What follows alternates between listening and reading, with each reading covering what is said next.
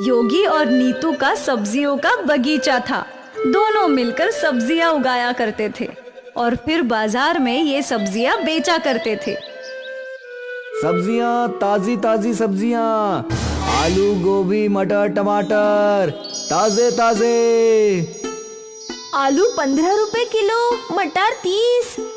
उनकी ताजी सब्जियों की बाजार में अच्छी मांग थी। कुछ ही समय में उनकी सारी सब्जियां खत्म हो जाया करती थी और वो लोग घर लौटा करते थे।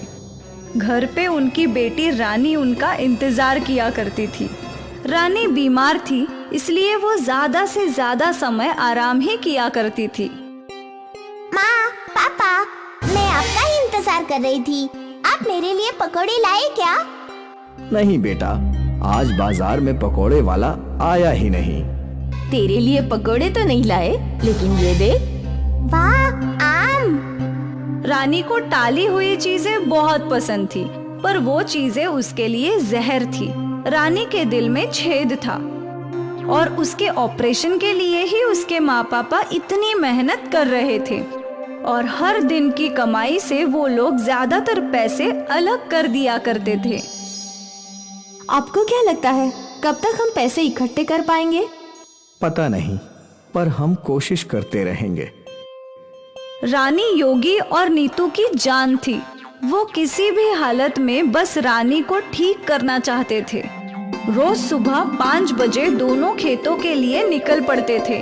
सुबह 9 बजे तक खेतों का सारा काम निपटा कर बाजार के लिए चल देते थे और यहाँ बाजार में घंटों कड़ी धूप में खड़े रहकर सारी सब्जियां बेचा करते थे। एक दिन की बात है, नीतू और योगी खेतों में काम कर रहे थे। क्या तुम आज अकेले बाजार जा पाओगी? चली तो मैं जाऊंगी, पर आप कहाँ जा रहे हैं?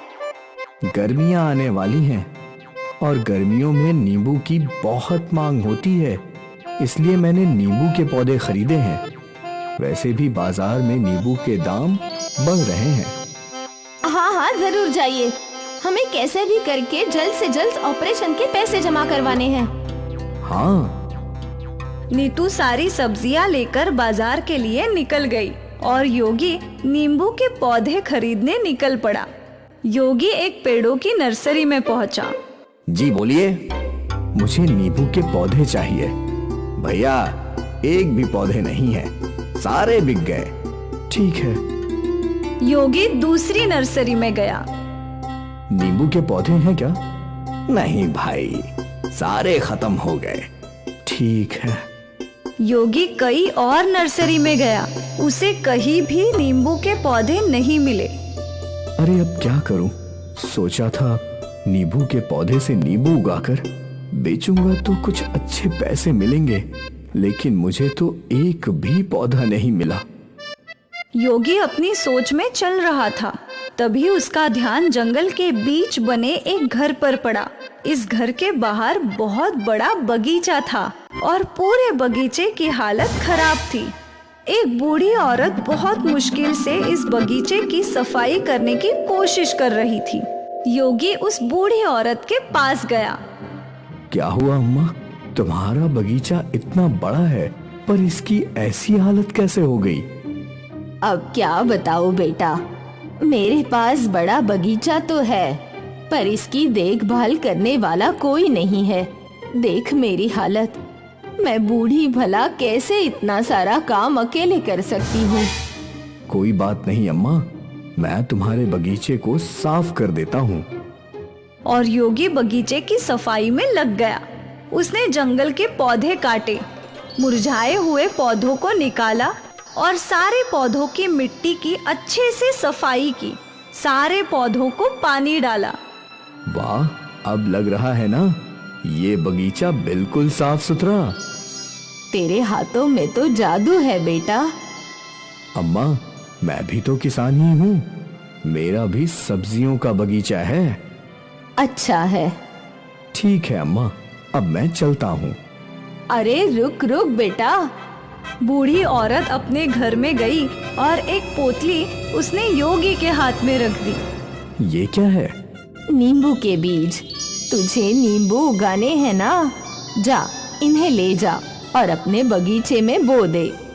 आपको कैसे पता चला कि मुझे नींबू उगाने हैं? मुझे सब कुछ पता है। मैंने धूप में अपने बाल सफेद नहीं किए हैं। योगी ने वो पोटली ले ली और अपने घर की ओर चल पड़ा। योगी घर पहुंचा तो नीतू पहले ही घर पहुंच चुकी थी। बड़ी देर लग गई आपको। और नींबू के पौधे कहाँ हैं? किसी भी नर्सरी में नींबू के पौधे नहीं मिले। घर लौट रहा था तो जंगल में एक घर दिखा जिसके बाहर एक बड़ा बगीचा था। एक बूढ़ी औरत अकेले बगीचा साफ कर रही थी तो मैंने उसकी मदद कर दी और उसी में देर हो गई। ठीक है। और ये देखो, उस बूढ़ी औरत ने मुझे नींबू के बीज दिए हैं। पता नहीं उसे कैसे पता चला कि मुझे नींबू उगाने हैं। अजीब है। खैर छोड़िए, कम से कम हम इन बीजों को बो देते हैं। इस बरस नहीं तो अगले बरस नींबू के पौधों पर नींबू उग ही जाएंगे। हाँ, वो भी है। अगली सुबह योगी ने कुछ गड्ढे किए और उसमें नींबू के बीज डाल दिए और गड्ढों में मिट्टी भर दी। नीतू, जरा इन्हें भी पानी डालो। हाँ आई। नीतू ने जैसे ही उस जगह पानी डाला तो उन बीजों से तुरंत पौधे उगने लगे। दोनों हैरान हो गए और पौधा उगते ही उन पौधों पर नींबू लटकने लगे। लेकिन ये नींबू अलग थे। नींबू कुछ ज्यादा ही चमक रहे थे। इतने चमकदार नींबू! योगी ने एक नींबू तोड़ा तो वो हैरान हो गया। वो नींबू सोने का था। नीतू, ये तो सोने का है। सोने का नींबू! सारे पौधों पर सोने के नींबू उगे थे। योगी और नीतू के तो भाग्य ही खुल गए। योगी ने वो सारे नींबू सोनार को बेच दिए और उनसे उसे ढेर सारे पैसे मिले। इन पैसों से उसने अपनी रानी का इलाज करवाया। मुबारक हो, ऑपरेशन सक्सेसफुल। अब आपकी बेटी किसी भी नॉर्मल बच्चे की तरह खेल कूद सकती है। ये सुनकर योगी और नीतू की आंखों में आंसू आ गए। योगी ने एक बड़ा बगीचा खरीद लिया और एक बड़ा घर भी। उनकी जिंदगी पूरी तरीके से बदल गई। नीतू, हमें उस बूढ़ी अम्मा का धन्यवाद करना चाहिए। हाँ बिल्कुल। योगी नीतू और रानी को लेकर जंगल गया। वो घर यहीं तो था, अचानक कहाँ चला गया? वहाँ कोई घर नहीं था। योगी की मदद किसने की ये उसे भी नहीं पता। उसने भगवान का धन्यवाद किया और खुशी खुशी अपना जीवन जीने लगा।